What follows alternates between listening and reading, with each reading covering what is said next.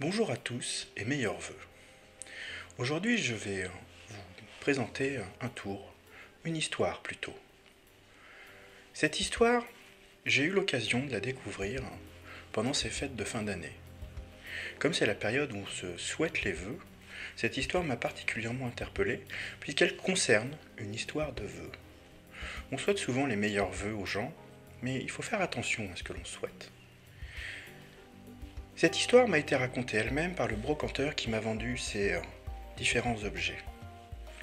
Ces objets, il me dit les avoir récupérés d'une famille, d'un bourreau, pendant l'époque de la Révolution française. Une époque où effectivement les bourreaux ne chômaient pas. On avait l'habitude de couper les têtes, les mains, les doigts, un peu tout ce qui dépassait aux gens qui ne respectaient pas la loi. Mais attention, cette histoire ne concerne pas un grand nom de la Révolution française, pas un Robespierre ou une autre personne du même acabit. Non, il s'agit d'un petit voleur. Un voleur, enfin, d'un petit arnaqueur. Parmi ces objets, j'avais 4 cartes. 3 cartes noires, une carte rouge. Notre voleur demandait aux passants de savoir dans quelle position il avait placé la dame de cœur, la carte rouge, parmi toutes ces cartes noires. Il leur demandait première, deuxième, troisième, quatrième. Bien évidemment, personne ne disait la première position. Mais, étonnamment, personne ne réussissait à trouver où était cette fameuse carte rouge. Plusieurs passants s'y essayaient. Mais à chaque fois, il perdait. Il était évident que notre homme trichait, puisque une carte rouge, il y en avait bien une parmi les 4 cartes. Et un jour, il s'est fait prendre par la maréchaussée. La maréchaussée, au départ, l'avertit en lui montrant cet étrange objet qui n'est autre qu'une petite guillotine qui sert à couper les mains ou les doigts avec une lame. Il faut quand même faire attention avec cette lame. Il dit, la prochaine fois que tu te fais prendre, on te coupe un doigt. Si tu continues, on te coupera la main, éventuellement les 2 mains, et après peut-être la prison ou la tête.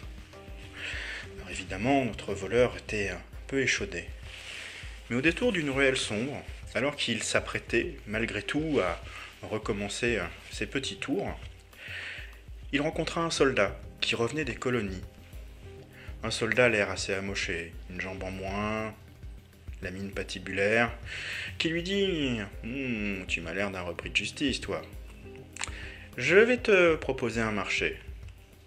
Tu me donneras une partie de tes gains, et moi je te donne un moyen de gagner un peu plus. » Le voleur lui demanda « Mais comment ? Comment puis-je gagner plus d'argent ? Surtout si je me fais prendre. Ne t'inquiète pas, tu ne te feras pas prendre. » Et il lui proposa cette patte de singe qu'il avait obtenue en Inde. Une patte de singe coupée, la légende veut qu'elle puisse accorder 3 vœux à la personne qui la possède. Il dit, prends donc cette patte de singe, utilise les 3 vœux à bon escient et tu me donneras la moitié de tes gains. Mais pourquoi vous ne l'avez pas utilisé vous-même ? Demanda notre voleur. Le soldat lui répondit, vous savez, moi les vœux, je m'en méfie, j'ai vu beaucoup de choses. Maintenant, tu m'as l'air d'être un homme sage, lui dit-il, en lui faisant un clin d'œil. Personnellement, je crois qu'il savait ce qui allait se passer. Je ne suis pas sûr que c'était un vrai soldat, je ne sais même pas qui il pouvait être. Mais le fait est qu'il lui donna cette patte de singe, et l'homme réfléchit et se demanda « Quel vœu puis-je faire ?»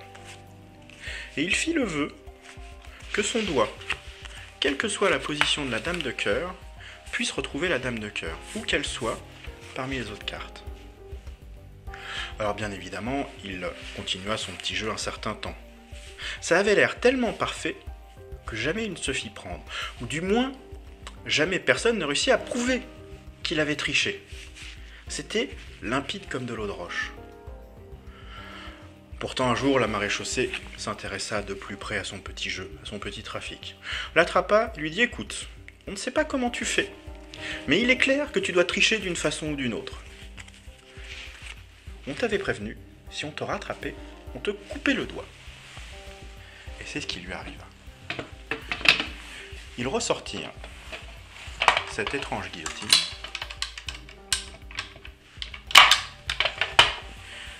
placèrent son doigt, telle cette carotte, à travers l'un des trous et lui couper net. Et c'est là qu'intervient cette petite boîte qu'a gardé le bourreau, avec dedans 2 étranges objets. Et celui qui nous intéresse en premier est un doigt. D'après ce que m'a raconté l'antiquaire, c'est le fameux doigt du voleur. Et le bourreau ne sait pas comment cela se fait, mais il s'avère que cette patte de singe avait sûrement des pouvoirs. Les cartes étaient mélangées, et pourtant, le doigt de notre ami réussit toujours à trouver la dame de cœur. Il essaya plusieurs mélanges, en mettant la dame de cœur n'importe où, parmi les autres cartes. Et il s'avère que le doigt la retrouve toujours.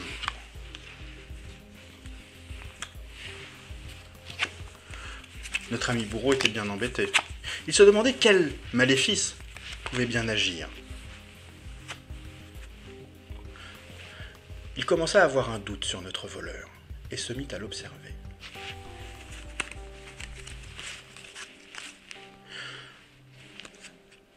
Le petit voleur continuait à faire son office, continue à mélanger ses 4 cartes, sa dame de cœur, et à toujours la retrouver. Ce moment-là, ce n'est plus son doigt, puisque je lui ai coupé. Il arrive toujours à la retrouver. Il se dit, cette fois-ci, mon voleur, je vais te couper la main.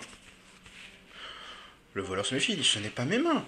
Regardez, je peux réussir à trouver la carte n'importe comment. Et il réussit. C'est là qu'intervient cette fiole de sang. Lors d'une bagarre, notre ami de la maréchaussée a réussi à prendre un peu de son sang. Et il s'avère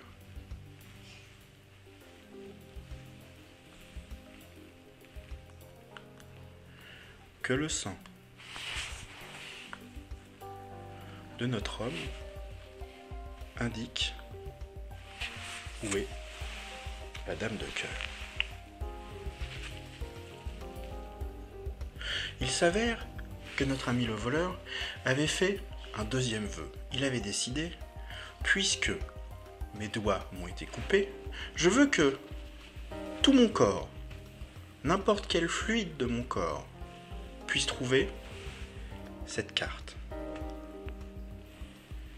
Et il s'avère que ce sang bouge lorsque la carte est à côté. Alors ce n'est pas évident à voir de loin, mais je vous assure que cela marche.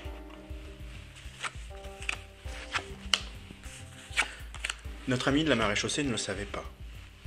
Il décida donc de emmener notre voleur et lui dire, c'est simple, je vais te couper la main. Telle cette carotte.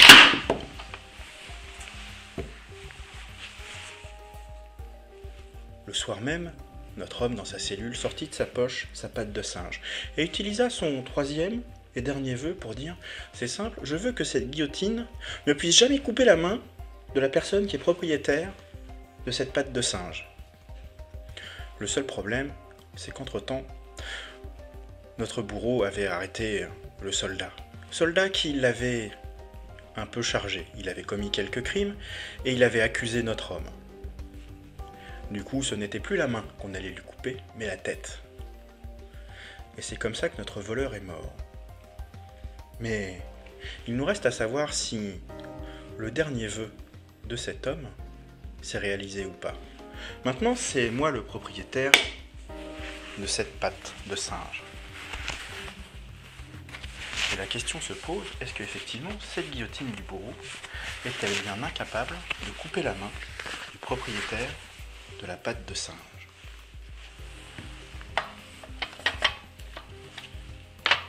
C'est une guillotine. Je vais placer cette carotte comme témoin, si elle veut bien sortir. Je vais prendre un petit bout de celle-là.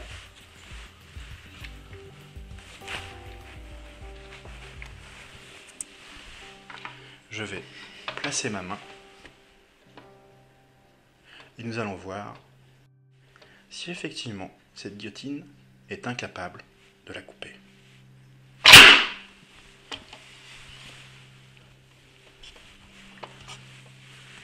La carotte a bien été découpée, ma main est toujours intacte et la lame est passée au travers. Son dernier vœu s'était donc bien réalisé. Mais il s'avère que, a priori, cette patte de singe, si l'on s'en sert réellement, peut éventuellement ne pas apporter que des bons vœux. Il faut toujours faire attention à ce que l'on souhaite. Et j'espère que vous ne croirez pas à ces histoires de pattes de singe et que tout ce que vous souhaiterez sera bien pour vous. À bientôt!